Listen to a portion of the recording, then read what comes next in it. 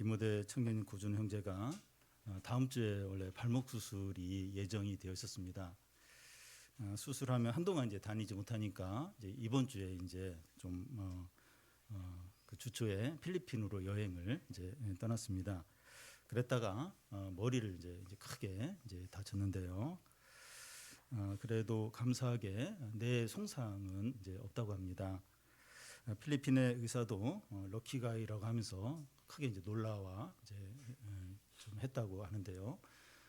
오후에 그 오진 입사님하고 이렇게 좀 통화를 했는데 참 너무 이제 놀랍게 앰뷸런스 부르는 것부터 상황이 이제 너무 어렵고 준우 상태는 너무 이제 심각했고 그래도 참 보이지 않는 손길을 통해서 많이 이렇게 좀 보호해 주시고 아니면 인도해 주시고 이제 그런 걸 보면서 너무나 이제 감사해 하고요.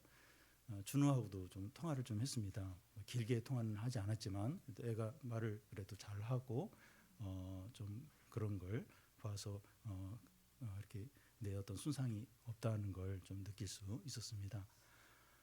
좀 우리 교우들이 너무 열심히 이렇게 기도해 주시고 하나님의 큰 은혜라고 생각이 됩니다. 그래서 지금 아마 이렇게 재봉합고 너무 이제 급하게 이제 막 이렇게 꼬매느라고 제대로 이제 막 이렇게 안 돼가지고 그거 다시 이제 이렇게 하는 그런 수술을 좀 이제 하고 있는데요. 그래서 좀 더 이렇게 잘 이렇게 좀 회복이 되고 그런 어떤 기도가 계속 필요한 상황입니다. 무 목사님은 이제 여러 가지 좀 도와주기 위해서 민찬 형제하고 오늘 밤에 이렇게 떠났습니다. 우리 디모데 청년들에게 최근에 어려움과 아픔들이 많이 있는 것 같습니다. 우리 청년들이 좀 믿음으로 이를 잘 좀 감당하고 이기도록 많이 기도해 주시면 감사하겠습니다. 우리나라의 가장 심각한 문제 중에 하나가 저출산 문제입니다. 그동안 정부가 저출산 문제를 해결하려고 노력을 하지 않은 건 아니에요. 10년 전부터 참 수조 원의 재원을 사용했는데 저출산 문제가 해결되지 않은 게 더 큰 문제입니다. 그런데 저출산 문제 해결 방법은 간단한 원리에 있다고 할 수 있습니다. 저희 집에 이 구피라는 작은 물고기를 10년 넘게 지금 키우고 있는데요. 이 구피가 새끼를 많이 낳고 숫자가 이렇게 증가하는 걸 보면 세 가지 어떤 조건이 이렇게 충족돼야 된다는 걸 이렇게 알 수 있습니다. 물의 온도가 맞아야 되고 먹이를 규칙적으로 주어야 되고 어항 청소를 잘 해줘야 하는 겁니다. 저희 집에 이제 구피가 이제 언제 새끼를 많이 낳는가 보니까 겨울철이 되면서 이제 날씨가 이렇게 약간 물이 이제 차가워질 때 그때 이제 히팅할 수 있는 그 도구를 이제 장치를 그 안에 넣어주는데 한 26도 정도 이렇게 그러면 그게 이제 구피한테 딱 알맞는 온도인 것 같아요. 그때 이제 새끼를 이제 많이 낳게 됩니다. 이제 봄이 되어서 이제 날씨가 좀 따뜻해지면 그걸 빼버립니다. 그러면 또 새끼를 안 낳아요. 그거 보면서 참 온도가 맞을 때 참 이렇게 새끼도 이제 잘 낳는구나 하는 걸 이제 알게 되는데요. 이 구피의 예를 통해서 그 출산율을 높이려면 이 자녀를 낳게 좋은 환경을 만들어 줘야 이제 하는 겁니다. 유럽 국가들도 우리나라보다 먼저 저출산 문제를 겪었는데 이 폴란드 경우에는 결혼한 부모가 자녀를 낳게 되면 주택을 거의 무상으로 주다시피 장기 저리로 해서 이렇게 주택 문제를 해결해 준다고 합니다. 독일 같은 경우에는 이 자녀에 대한 교육 수당을 국가에서 주는데 자녀의 교육비로 다 사용하고도 남을 정도로 충분히 교육비를 준다고 합니다. 우리나라의 경우에 이 출산율을 높이기 위해서 여러 가지 이제 정책을 사용하는데 이 결혼한 부부 입장에서는 피부에 와닿지 않는 겁니다. 자녀를 낳기에 이 평안한 환경을 만들어 줘야 하는데 그렇지 못하니까 출산 정책이 매번 이제 실패를 이제 하는 거죠. 우리나라의 또 하나의 이제 심각한 문제는 65세 이상의 일하는 그 노인의 비율이 OECD 국가 중에서 제일 높다는 겁니다. 노인들 중에서 쉬는 것보다 뭔가 일하고 싶은 분들이 있습니다. 그런가 하면 일하고 싶지 않고 쉬고 싶은데 경제적인 문제 때문에 어쩔 수 없이 일하는 분들도 있습니다. 이 두 경우에는 완전히 이제 다른데요. 이 한국 노인들 중에서 늙고 병들어서 쉬고 싶은데 쉬지 못하는 분들이 이제 많다는 겁니다. 어느 나라나 어느 연령대든지 쉴 수 있고 이 평화로운 것이 얼마나 필요한지 물습니다. 그런데 이 중요한 것은 이 안식과 평화를 어디서 구하고 어떤 방법으로 그걸 얻느냐 이제 하는 겁니다. 유다는 아수르의 침공을 앞두고 이 평화를 지키기를 이제 원했습니다. 유다 지도자들이 이제 아수르로부터 평화를 지키는 방법은 이 하나님을 이제 의지하는 것이 아니라 애국과 동맹을 맺는 식으로 이제 평화를 지키려고 했습니다. 이사야 선지자는 그 애굽이 유다를 도와주지 못하고 함께 망하게 될 것이라고 경고했습니다. 유다 지도자들의 잘못된 선택으로 유다가 이제 망하게 된 겁니다. 그러면 유다 백성들이 이제 그들의 지도자 말고 누구를 바라보고 의지해야 됩니까? 이 공의로 다스릴 한 왕이 올 거라는 겁니다. 이사야 당시는 이제 히스기야 왕을 가리키는데 궁극적으로 예수 그리스도를 가리킵니다.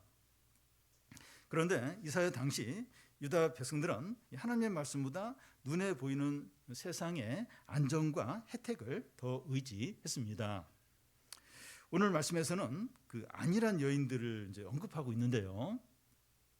여인들만 이제 문제가 있다는 것이 아니라 일반적으로 여성, 곧 부인이나 엄마는 가정에서 마지막 보루입니다. 남편이 속을 썩이고 자녀들이 방황하더라도 엄마 곧 이제 이 부인이 참으면 이 가정을 지키는 경우가 많습니다. 신앙적인 면에서도 이제 그러한데 이 가족들이 세상 욕심에 빠져서 정신을 못 차리더라도 엄마 곧 부인이 믿음을 지키면 가족들이 다시 회복되는 경우가 많습니다. 그래서 그 엄마들 곧 부인들이 위대해요. 위대합니다. 그런데 여자들이 무너져 버리고 더 욕심으로 살면 그 가정이나 그 나라나 그 교회는 이제 무너지게 되는 거죠. 오늘 말씀은 크게 이제 두 부분으로 나눌 수 있는데 이 첫 부분은 안일한 여인들로 대표되는 그 유다에 대한 경고와 심판의 말씀이고, 다른 한 부분은 위로부터 부어주시는 성령으로 인한 안정과 평화입니다. 오늘 우리에게 가장 필요한 게 이 안식과 이제 평화인데, 이 세상에 주는 거짓 안식이 아니라 하나님이 주시는 참된 안식을, 평안을 다 누리시기를 바랍니다. 먼저 이 안일한 여인들에 대한 경고와 심판의 말씀입니다. 9절을 우리 같이 한번 읽겠습니다. 너희 안일한 여인들아 일어나 내 목소리를 들을지어다. 너희 염려 없는 딸들아 내 말에 귀를 기울일지어다. 이 안일한 여인들이나 그 염려 없는 딸들은 이제 같은 의미죠. 여기 안일하다 하는 말이 히브리어로 사난 노트라는 말인데, 이 안식하다 하는 의미입니다. 이 안식하는 여인들이니까 그 염려 없는 딸이라고 할 수 있습니다.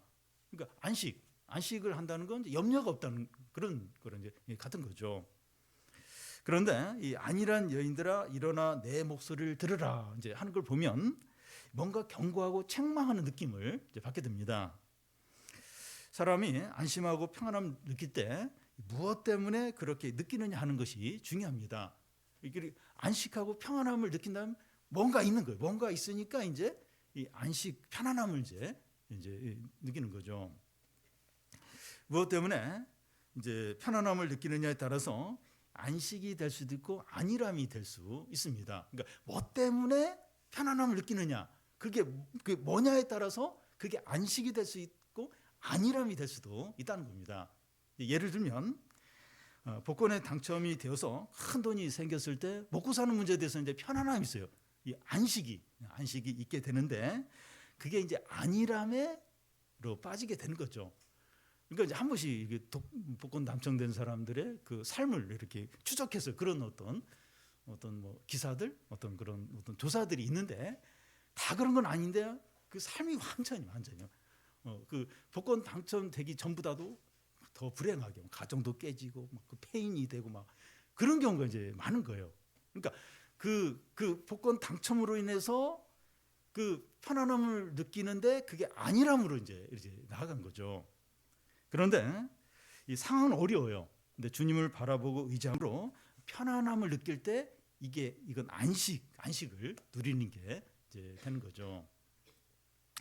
이사야 선지자는 이 안일한 여인들아 이르러 내 목소리를 들으라, 너희 염려없는 딸들아 내 말에 귀를 기울이라 이제 하는데, 이 선지자가 하는 말을 들어보면 여인들이 무엇 때문에 평안과 안정을 느끼는가 하는 것을 알 수가 있습니다. 지금 안일한 여인들이 이렇게 이렇게 뭔가 이렇게 평안과 안식을 누리는데 뭐 때문에 이렇게 이런 안식을, 이 편안함을 느끼는가? 그래서 이 안일한 여인이 됐는가 하는 걸 이제 알 수가 있습니다. 10절부터 14절까지 나오는데, 먼저 10절을 이렇게 같이 한번 읽겠습니다. 너희 염려 없는 여자들아 1년 남짓 지나면 너희가 당황하리니 포도 수확이 없으면 열매 거두는 일이 이르지 않을 것임이라. 여기 포도 수확을 말하는데, 유다 여인들이 평안을 느끼는 이유는 이 포도 수확과 같은 물질적인 풍요 때문이라는 겁니다. 이 유다 여인들 이 안일함 가운데 이렇게 빠지게 되는데, 그 이유가 뭐냐? 포도 수확, 어떤 물질적인 풍요, 이것 때문에 이걸 의지해서 그걸로 이제 이렇게 안심하고 안일함에 이제 빠졌다는 겁니다. 앞에 3장 18절에서 23절에 보면 유다 여인들의 어떤 생활, 어떤 삶이 이제 이렇게 소개가 되어 있는데요. 그들이 이제 어떤 장식물을 했는가 하는 게 쭉 나와 있습니다. 발목고리와 머리 망사와 반달 장식과 귀고리와 팔목고리와 얼굴 가리개와 화관 등 쭉 이제 그런 장식물들이 열거가 되어 있는데요. 여성들의 몸에 이 치장하는 장식구들과 이 액세서리가 많다는 것은 그만큼 삶이 풍요롭고 물질적인 여유가 있다는 걸 이제 보여줍니다. 먹고 살기 바쁘고 할 일이 많으면 명품 옷을 입고 유명 브랜드 액세서리를 치장하고 또 화장을 화려하게 하는 게 어려워요. 먹고 살기가 바쁘고 지금 정신없고 막 이러는데 그럴 여유가 이제 없죠. 그런데 유다 여인들의 물질적인 풍요가 1년 남짓 지나면 끝난다는 거예요.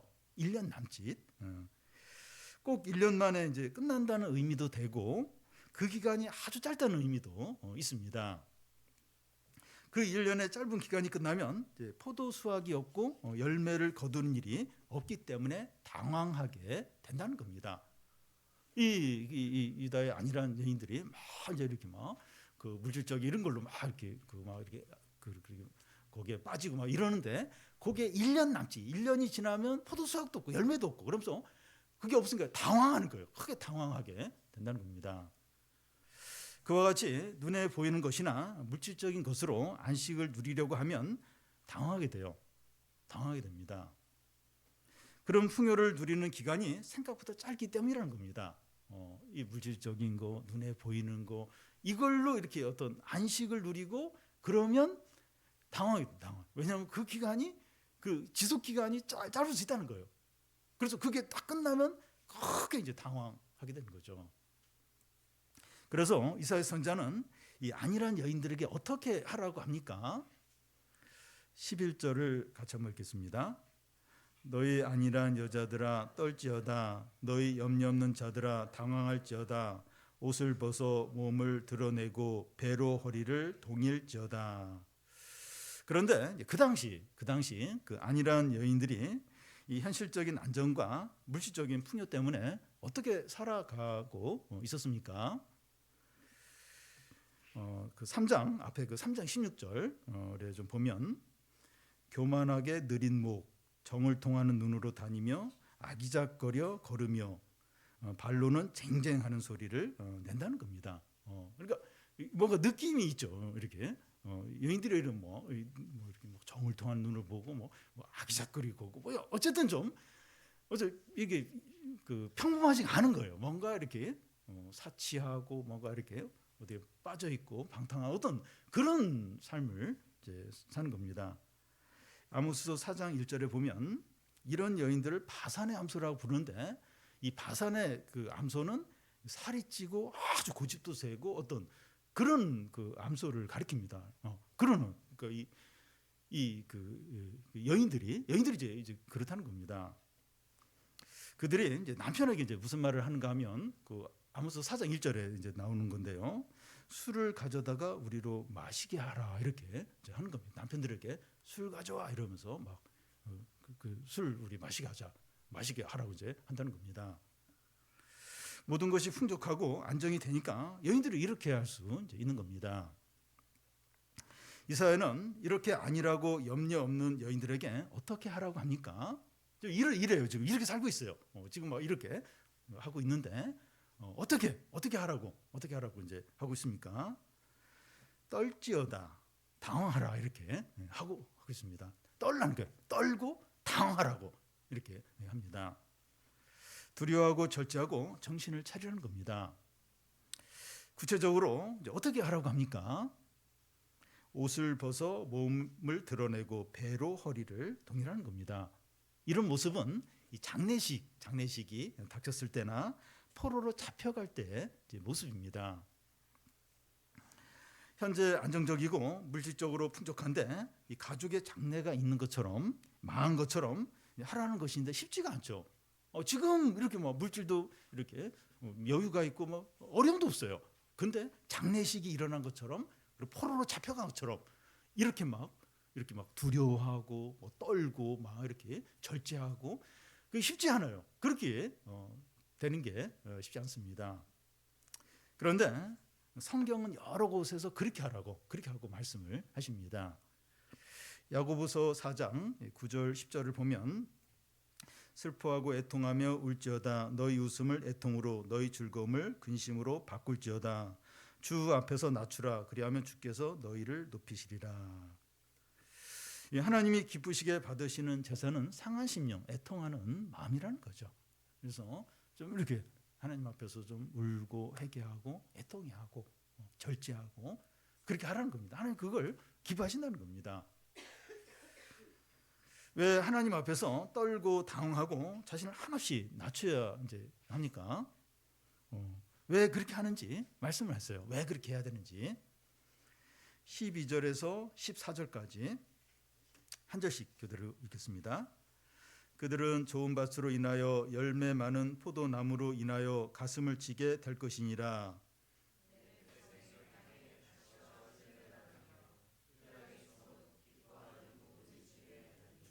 대저 궁전이 폐한 되며 인구 많던 성읍이 적막하며 오벨과 망대가 영원히 구렬이 되며 들나귀가 즐기는 곳과 양떼의 초장이 되려니와. 이 열매 많은 포도주가 이 좋은 이 포도나무가 있는 좋은 어떤 밭에 가시와 찔레가 이제 생기고 이 궁전이 폐허가 되고 인구가 많던 성읍이 사람이 없어서 적막하게 되고 이 동산과 공원이 들짐승의 놀이터로 변하게 된다는 겁니다. 이런 일은 유다가 이제 바벨론에 망하면서 이렇게 일어나요. 궁전이 다 폐허가 되고 그 공원이 들짐승의 어떤 놀이터가 되고 좋은 밭이 가시와 찔레가 막 생기고 그러니까 유다가 바벨론에 망하면서 이런 일이 실제로 일어나게 됩니다. 왜 유다에 이런 재앙이 닥칩니까? 왜 유다에 이런 일이 생기죠? 신명기 말씀처럼 하나님을 경외하지 않고 율법의 말씀을 버리고 우상 숭배에 빠져서 물질적인 풍요만으로 만족했기 때문입니다. 유다 백성이 그렇게 한 거예요. 그렇게 안일한 여인들이 하는 것처럼 그렇게 이제 우리 하나님 경외하지 않고 물질적인 어떤 거기에 빠져 살았던 겁니다.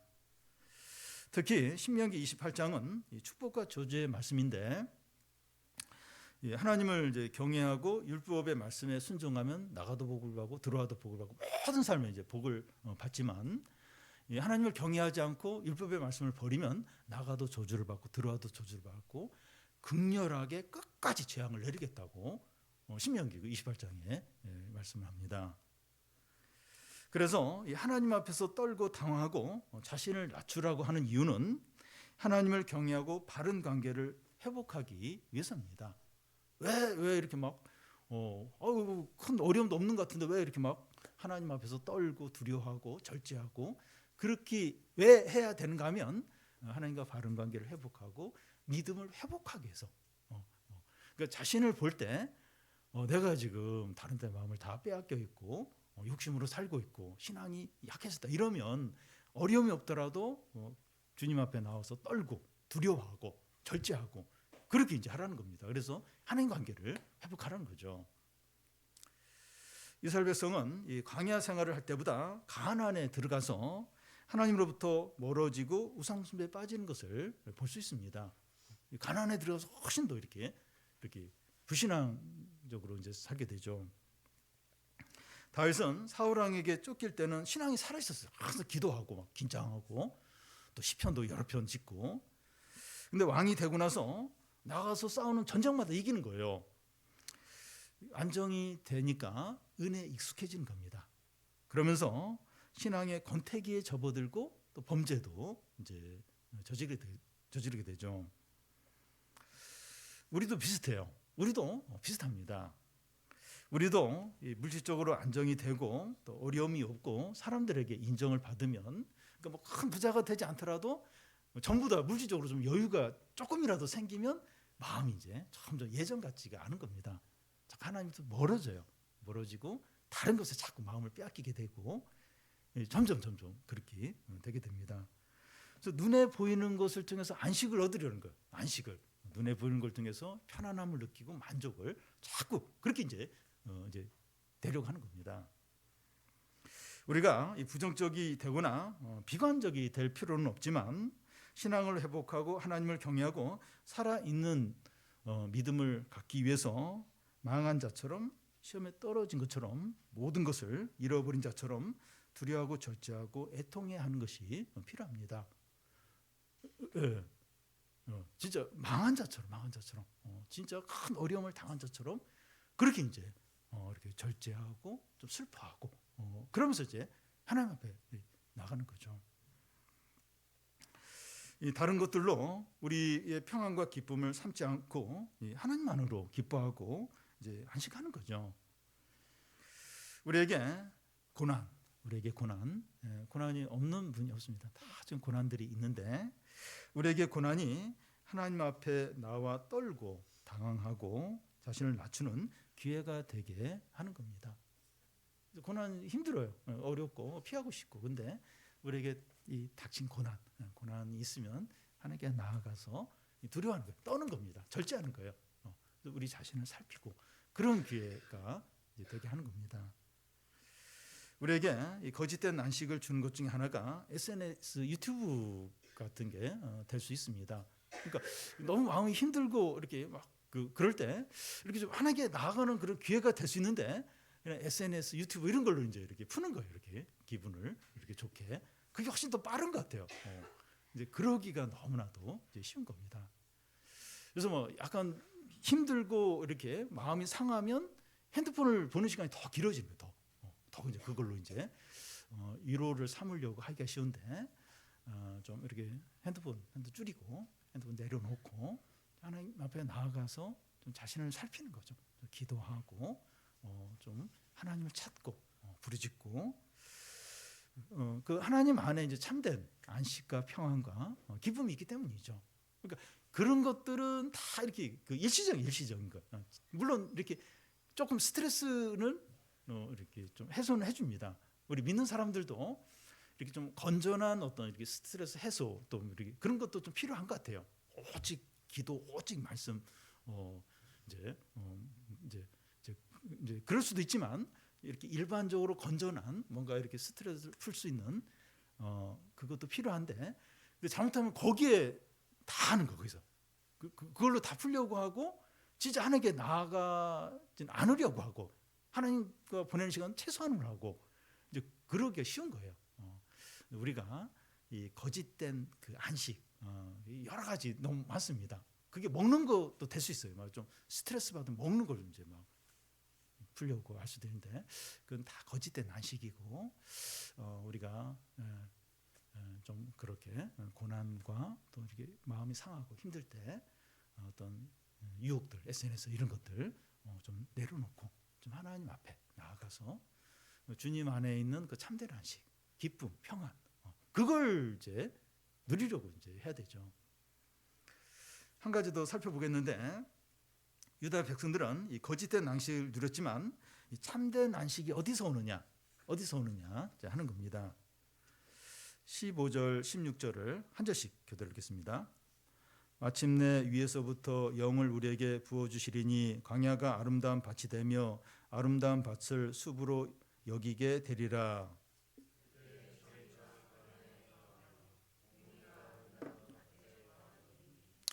여기 광야가 나오는데 여기서 광야라는 광야가 의미하는 것은 유다가 바벨론에 망하여서 모든 것을 빼앗기고 포로로 잡혀가서 70년 후에 다시 돌아오게 되는데 이 모든 것이 이제 광야라는 겁니다. 그런데 이 광야에 성령이 부어지고 광야에 정의가 거하는 겁니다. 그러면서 광야가 아름다운 밭이 되는 거예요. 광야인데 광야에 막 성령이 부어지는 거예요. 그리고 그곳에 정의가 거하면서 그 광야가 아름다운 밭으로 이제 변하는 겁니다. 광야는 아무것도 없어요. 광야는 진짜 아무것도 없습니다. 그런데 광야 위에 이 성령이 부어지고 정의가 넘쳐서 광야가 아름다운 곳이 된다는 겁니다. 하나님은 광야에서 모세를 부르셨어요. 또 다윗을 이 광야에서 하나님과 마음이 합한 사람이 되게 하셨고 수많은 사람들을 광야에서 믿음의 사람이 되게 하셨습니다. 왕궁이 아니에요. 왕궁에서 아니라 광야에서 믿음의 사람들로 만드셨습니다. 광야가 이제 특별하다는 것이 아니라 뭐 광야가 뭐 특별한 뭔가 있어서가 아니라 그 위로부터 이제 성령이 광야에 이제 임하는 겁니다. 하늘로부터 성령이 부어 주심에 그 소망과 구원과 이제 능력이 있는 것이죠. 그러니까 광야 자체가 뭔가 이런 무슨 능력이 있는 게 아니라 광야에 위에서 이제 성령이 부어지는데 거기에 이제 소망과 능력과 구원이 있는 거죠. 위에서 성령이 임하는 거기에 이제 특별한 것이 이제 있는 거죠. 예수님은 이제 자신이 하늘에 올라가셔서 성령을 내려주시겠다고 하셨습니다. 그래서 사도행전 1장에 보면 제자들이 막 성령을 구해요. 성령을 이제 구하고 이제 그래서 이제 그 성령이 임했을 때 이제 그 복음을 전하게 되는데 그 하늘에서 내려오는 성령에 여기에 모든 소망이 있기 때문이죠. 현재 우리의 삶이 광야 같을 수 있어요. 우리의 삶이 광야 같을 수 있습니다. 가진 것도 없고 상황이 너무 어렵고 우리 자신의 부족함, 또 약점 이게 너무 크게 이제 느껴질 수 있습니다. 우리의 상황이나 우리 자신이 광야처럼 아무 소망이 없을 수 있어요. 상황이 좀 너무 힘들고 내 자신도 소망이 없고 내 자신도 광야에 있고 그럴 수 있어요. 그런데 결정적으로 중요한 것은 주위 상황이나 우리 자신이 아니라 위에서 부어주시는 성령입니다. 그 성령, 그 하나님의 은혜가 모든 것을 아름답게 하기 때문이에요. 그래서 결정적으로 중요한 건 위에서 부어주는 성령. 이 성령이 모든 걸 바꿔요. 모든 걸 아름답게 바꿉니다. 하나님 왜 우리를 광야로 몰아가시고 광야 같게 하시는가 하면 아무것도 없어야 위에서 부어지는 성령을 전적으로 의지하기 때문입니다. 왜 자꾸 광야로 몰아가십니까? 왜 우리를 자꾸 광야 같게 하십니까? 그러니까 위에서 이 부어지는 성령이 모든 것인 것처럼 그걸 전적으로 의지하도록 하기 위해서죠. 그러니까 예를 들어 이제 도시에서는 별이 안 보여요. 서울에서는 별을 보기가 너무 힘듭니다. 근데 시골에 컴컴한 시골에 가면 하늘의 별이 너무나 잘 보이는 것과 같습니다. 우리에게 막 여러 가지 많은 거 주고 막 부족함이 없고 그러면서 막 이렇게 막 성령을 주시고 하나님의 은혜를 많이 주신다고 하면 별로 이렇게 안 주셔도 되는데 이런 생각을 하게 됩니다. 근데 진짜 너무 없을 때 아무것도 없고 주위 상황도 너무 절망적이고 내 자신도 너무나 약하고 진짜 부족하고 그런 걸 이제 한없이 느끼고 막 이럴 때 이제 하나님 은혜를 주시고 성령을 부어 주실 때 그게 진짜 귀한 것으로 여겨지고 그걸 의지하게 되고 이제 그걸 통해서 이제 아름다운 일, 놀라운 일, 대단한 일들이 일어나는 거죠. 그래서 하나님은 이렇게 믿음의 사람을 만들기 위해서 다 광야로 몰고 갔어요. 그리고 진짜 이렇게 뭔가 부족함이 없이 잘 갖춘 사람은 또 광야로 몰고 가서 막 이제 이렇게 믿음의 사람이 되게 하고, 요셉도 이제 멀쩡하게 잘 이렇게 아버지 사랑을 받았는데 노예로 팔려가면서 광야 생활하면서 이제 믿음의 사람이 되고, 예, 다 이제 그런 식으로 이제 하나님이 그렇게 좀 하십니다. 우리의 현재 삶이 광야 같을 때 이 성령과 하나님의 은혜를 더욱 풍성하게 또 능력 있게 누리는 기회가 됩니다. 그만큼 우리의 삶과 하는 일이 성령으로 아름답고 풍성하게 되는 거죠. 그러니까 우리 삶이 광야 같으면 힘들면 힘들수록 더 이 성령을 통해서 더 아름다고 더 놀라운 일이 이제 일어날 수 있는 겁니다. 모든 사람에게 가장 중요하고 우리에게 가장 필요한 것을 이제 하나님이 이제 주십니다. 17절, 18절을 한 절씩 교독하겠습니다. 공의의 열매는 화평이요 공의의 결과는 영원한 평안과 안전이라.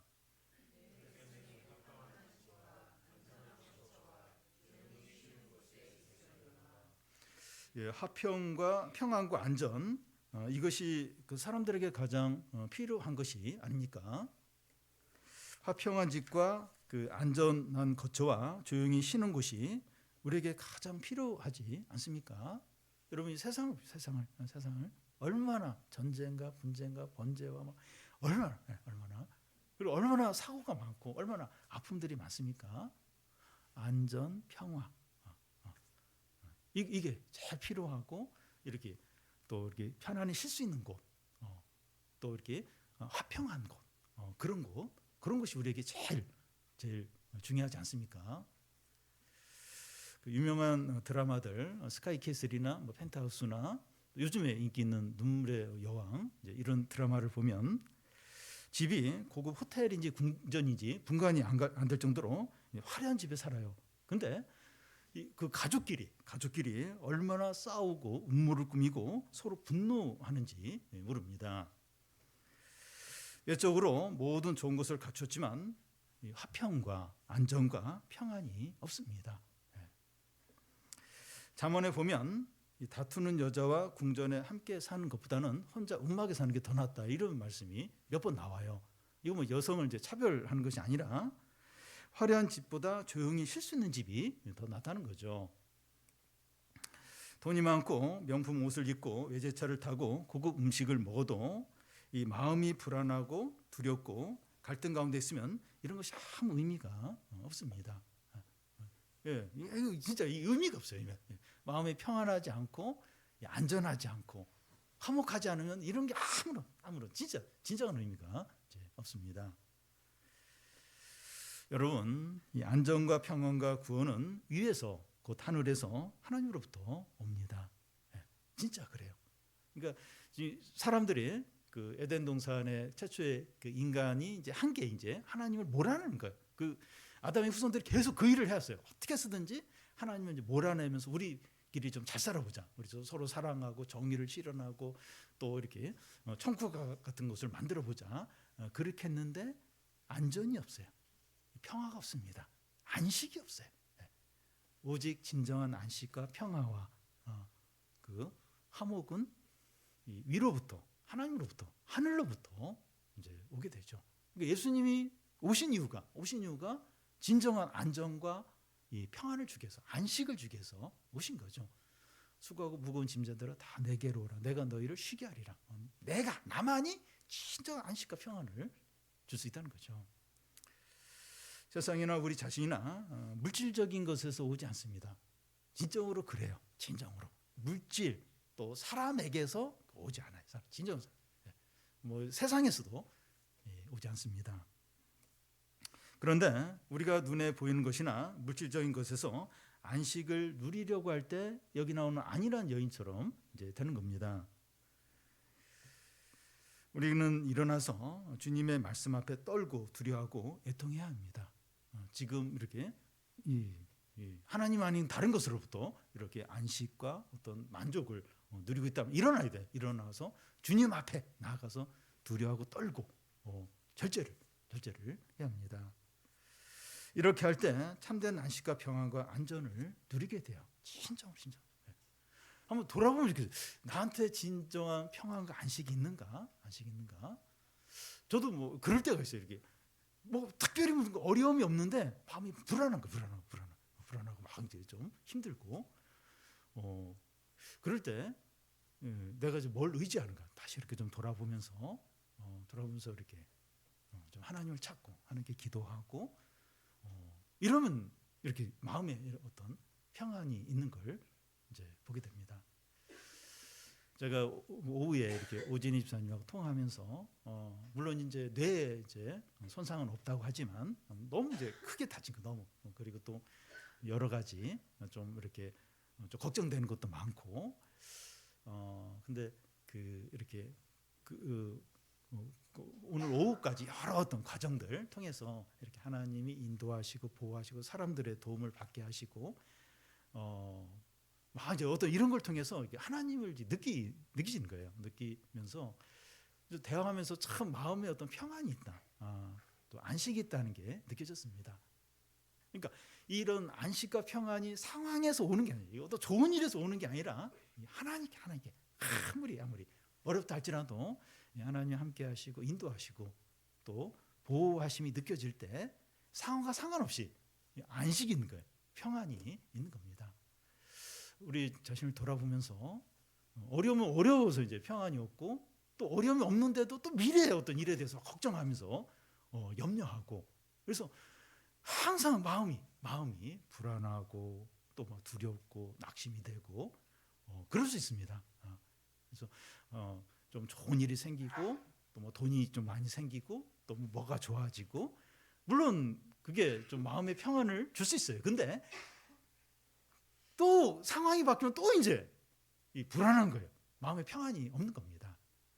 우리가 언제 어떤 상황에서는 편안하고 또 안전하고 또 이렇게 안식을 누릴 수 있는 건 우리가 좀 하나님을 바라보고 하나님을 의지하고 하나님을 찾고 거기밖에 없습니다.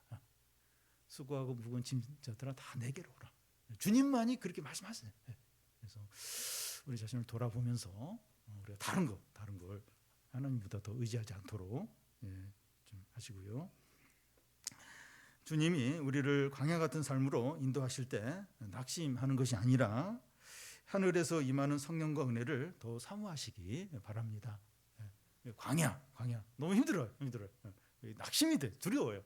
근데 위에서 옆에서는 올 게 없어요. 어떻게 올 게 없지만 위에서 하나님 주시는 성령과 은혜를 더 사모하는 기회로 삼는 겁니다.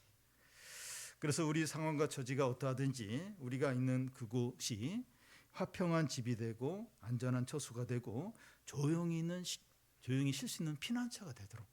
그러니까 뭐가 좀 좋아지고 어려움이 지나가고 뭐 그래야 이제 어떤 피난처가 되고 또 조용히 쉴 수 있는 그게 아니고 여전히 폭풍이 치고 여전히 어려움이 문제가 있는데 우리가 좀 주님을 바라보고 경외하고 주님을 전적으로 신뢰함으로 지금 그 상황이 큰 폭풍이 치는 그 상황이 조용히 쉴 수 있는 안식처가 되고 또 편안한 어떤 피난처가 되고 우리가 있는 그곳이 그런 곳이 될 수 있도록 우리가 좀 믿음으로 주님을 바라보는 성도들이 되시기를 바랍니다.